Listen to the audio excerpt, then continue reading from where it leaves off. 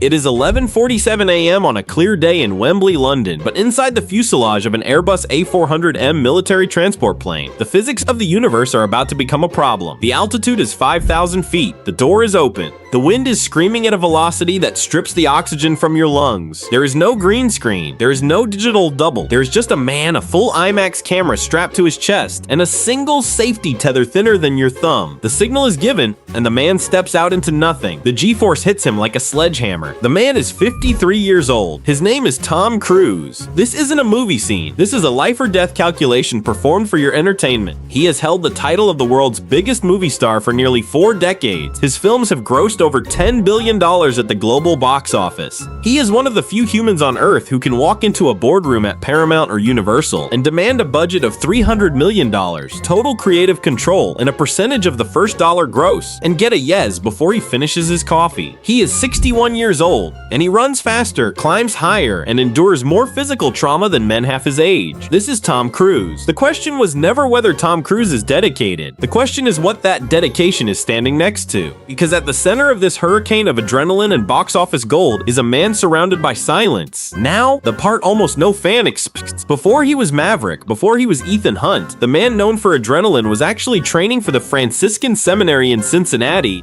Ohio. He almost didn't become an actor. He almost became a priest. He wanted to devote his life to God, but the institution didn't stick. Instead, he found a different religion, the work. And to understand the work, you have to understand the obstacle. For the first 10 years of his life, Tom Cruise was functionally illiterate. He struggled with severe dyslexia, a condition that made reading scripts a humiliation. He didn't just overcome a learning disability, he memorized the dictionary of stardom. He developed a photographic memory for lines because he couldn't read them fast enough on the page. That adversity didn't break him. It built the engine that still runs today, but hold on to that. We will get there. Born Thomas Cruise Mapother IV on July 3rd, 1962, in Syracuse, New York, the origins of this titan were marked by instability and poverty. His father, Thomas Mapother III, was an electrical engineer who moved the family constantly from Syracuse to Ottawa to Louisville, Kentucky, and finally to Beacon Hill, New Jersey. By the time Tom was 14, he had attended 15 different schools. He didn't have roots. He had suitcases. The family structure was fractured. His father was described as a bully and a coward, a domineering presence who instilled a deep fear in the boy. Tom has said in interviews that when his father died in 1984, he didn't cry. He felt relief. The neighborhood didn't offer stardom, it offered survival. He took a job as a newspaper carrier, delivering the Louisville Courier-Journal,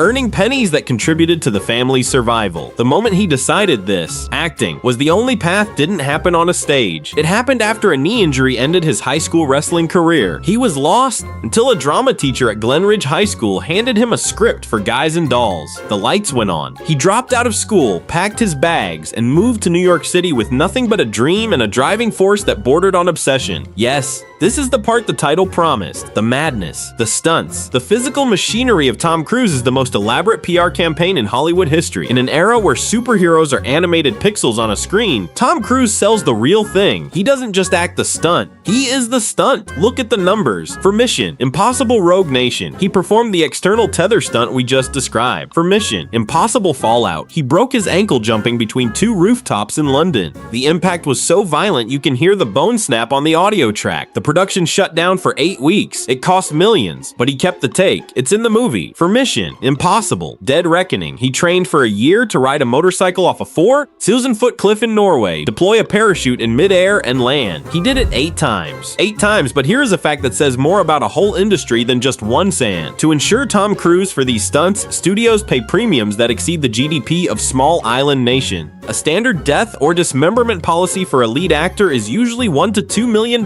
For Tom, it is rumored to be in the tens of millions. He creates his own economy. He hires the Navy SEALs to teach him tactical shooting. He hires world-class pilots to teach him how to fly a helicopter upside down. The machinery behind him isn't just a movie studio. It is a logistical operation that rivals a small military campaign. The cost of a single Tom Cruise action sequence is often higher than the entire budget of an independent film. But the pivot isn't just the danger, it is the control. To survive that level of chaos, you must control everything around you. The first big break was Risky Business in 1983. He was unknown. He danced in his underwear to Bob Seger. The movie made $63 million on a $6 million budget. It was a phenomenon. Then came Top Gun in 1986. The Navy recruitment numbers spiked by 500% after that movie. He had become a global icon before he turned 25, but resilience is written into his career. The road wasn't a straight line. In the late 1980s and early 90s, he pivoted to serious acting. Born on the 4th of July, Rain Man, A Few Good Men, he proved he could act. He wasn't just a smile, but in the mid-2000s, the world turned on him. The couch-jumping incident on Oprah in 2005, the aggressive defense of Scientology on the Today Show with Matt Lauer, the public perception shifted. He went from America's sweetheart to Hollywood's weirdo. Studios hesitated. Paramount ended his 14-year partnership. Survival statistics suggest most actors don't come back from a cancel moment like that. They fade into reality TV or indie obscurity. But Cruise didn't apologize. He didn't retreat. He just worked harder. He metabolized the rejection into a total reinvention. He turned Mission Impossible, a TV series adaptation, into his personal fortress. He bought the rights. He became the producer. He stopped being the hired help and became the boss. He proved he was still the ultimate box office draw by saving the theatrical experience during the pandemic. Here's where the daydream becomes a spreadsheet. His net worth is estimated north of $600 million.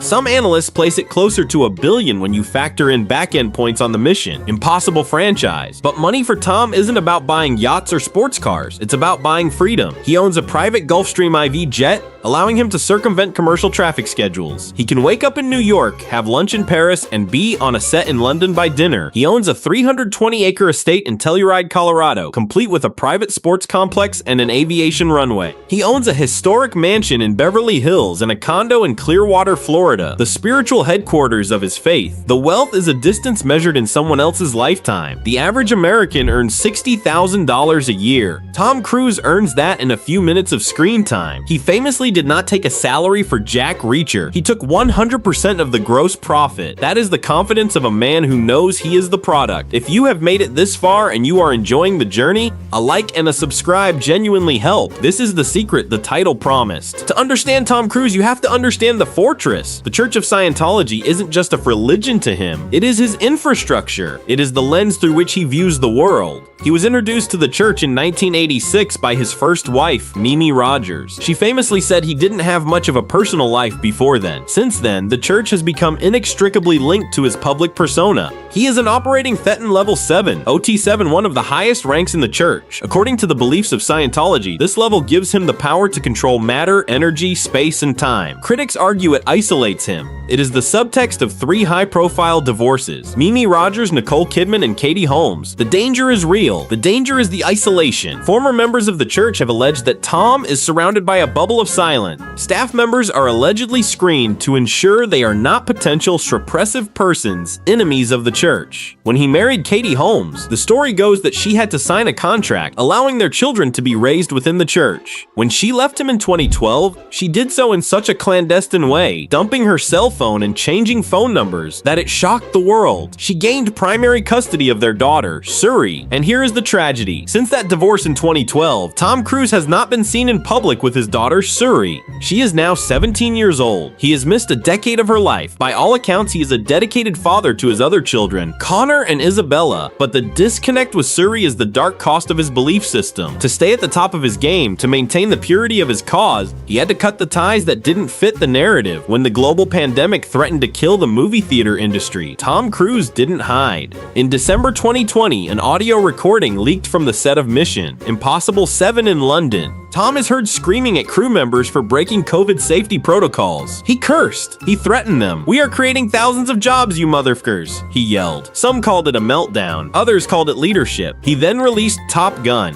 Maverick in 2022 to pull the industry out of the fire. It made $1.4 billion. It wasn't just a movie, it was a rescue mission. He holds Guinness World Records for most dangerous stunts performed by an actor. He is the last of a dying breed. A practical effects icon in a digital world. He inspired Christopher Nolan. He inspired the next generation of stunt performers. He is the reason IMAX theaters exist. So here is the mirror. If this person is going to pull you in, here is what their life actually looks like behind closed doors. He cooks breakfast for his crew. He sends cakes to colleagues on their birthdays. He remembers the names of the lighting technicians from 30 years ago. But the silence in his personal life is deafening. He hasn't been seen in public with his daughter, Suri, in over a decade. What he says in in his last interview of every decade is never about his feelings. It is always about the work. He sells the dream of absolute dedication. He sells the idea that if you just try hard enough, if you just run fast enough, you can outrun reality. Maybe the real question isn't whether Tom Cruise is a genius or a tragedy. It is whether you have ever once cared about anything as much as he cares about the perfect shot. The world watches him to see if he'll fall. He keeps climbing to show us how to fly. The paradox of Tom Cruise is that he creates the most intimate connection with the audience through the most extreme form of isolation. He jumps off a cliff so you can feel the rush, but he lands on a peak that no one else can climb to. So, is he the last movie star, or is he the loneliest man on earth? Watch the movies again. The answer is in the run. He is always running towards something. We are just watching him run.